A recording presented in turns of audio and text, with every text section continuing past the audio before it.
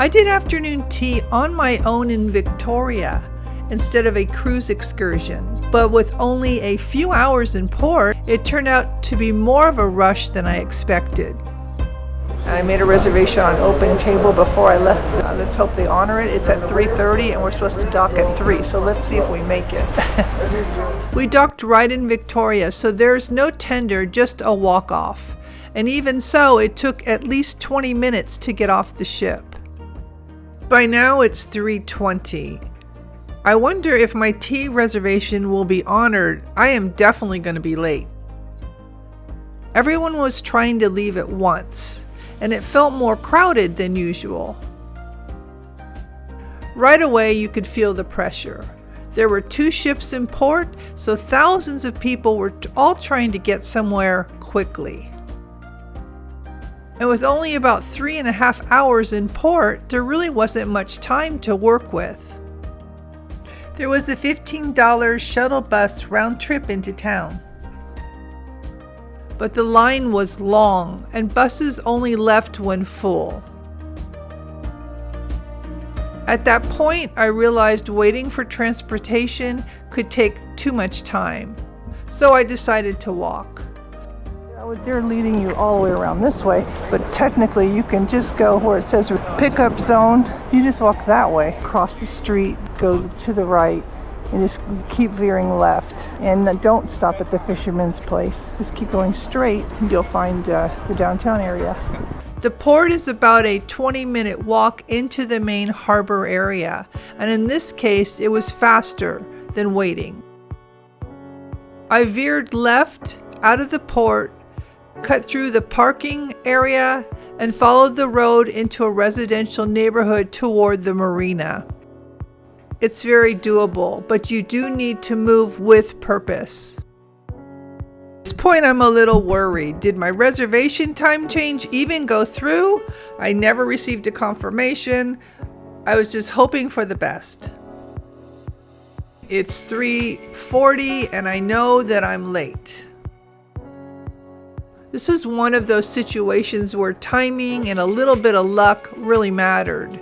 So this wasn't a relaxed walk. I had to move quickly and stay focused on the time. These guys are holding up traffic. They're right in the middle of the road. You guys. Hi, I'm Bonnie from Bon Voyage Cruise and Travel, and after more than 55 cruises, I focus on helping you decide what's actually easy to do on your own in port, and what might be better as an excursion. So if you continue to walk, like I said, along this veer left Bellevue Street, and then once I arrived, everything slowed down.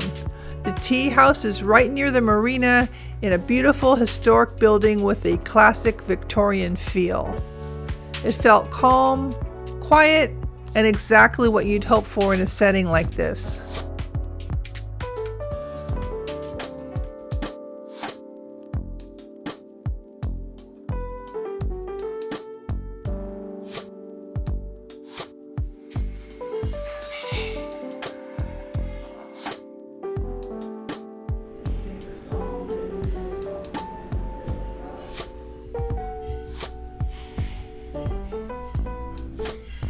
I was seated outside overlooking the harbor, but I really was glad I had something warm.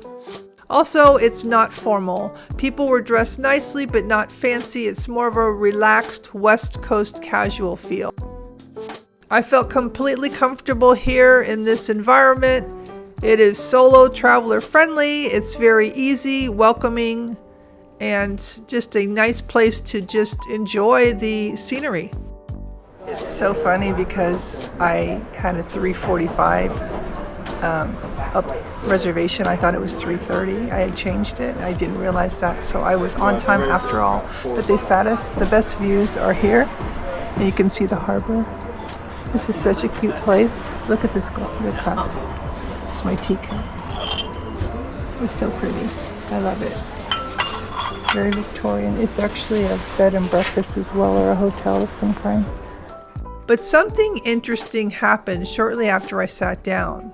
A large group came in, about 40 to 50 people, and I realized they were from my cruise ship. So we got here a half an hour ahead of the cruise ship that's here. Well, we just made it. And in that moment, I thought, if I had arrived even a little later or didn't have a reservation, this could have been a completely different experience. That's when it really clicked for me. This worked, but it depended on timing, awareness, and honestly, a bit of luck. The experience itself was exactly what you'd expect. Tiered trays, delicate teacups, and a full pot of tea that you poured yourself. It felt calm, elegant, and very traditional. The weather was a bit brisk. It started cool and only warmed up into the high 60s, and this was in August.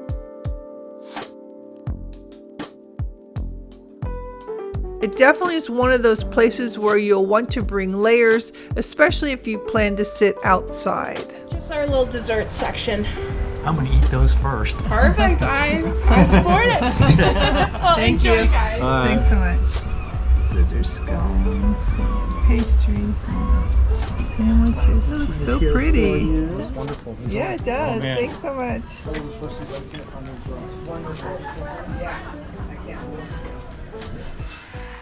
This is really a nice scone. I enjoy that. And of course the Devonshire cream is always yummy. By doing it on your own, it's around 65 per person. And we just walked like I showed you. So there's something to be said for doing stuff on your own, because then you don't have to worry about, hanging out with the group.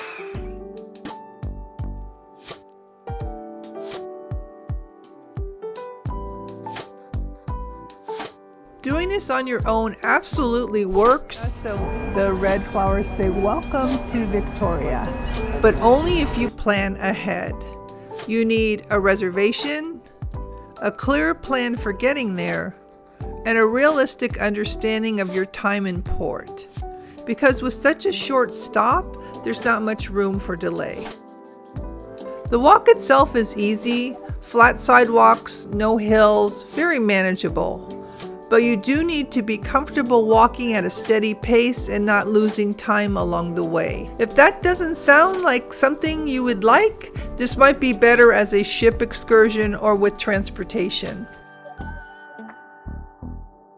Also, afternoon tea is not quick. It can take close to 2 hours if you enjoy it at a relaxed pace. Toasted almonds. Oh wow. To the side is your smoked salmon pinwheel, topped with the flying fish roe, and then lastly you have the bacon top cheddar potato puff. Wow. For scones on the second tier, your first scone on this side has the black tea dusting, and that's your cream of earl scone. The second is a white chocolate and lavender. Yeah. And then up top for dessert in the middle, you both have a piece of the summerberry tiramisu cake, a scotch creme brulee tart, a chocolate cashew brownie, and then a macaron. And the pink is strawberry custard, the green is matcha. Wow. How beautiful. And did you guys need anything else before you get started? I don't think so. And that really doesn't leave much extra time to explore before heading back. So this really becomes your main activity in port. Got a bagpipe player over here. So this particular tree, they decorate with thousands of lights each December as the official Christmas tree. It says it grows a foot a year. My goodness, can you imagine that? It is one huge tree. It's a sequoia tree, coastal redwood. If you'd rather not deal with timing or logistics, you might want to check out the Viator links here for some unusual tours.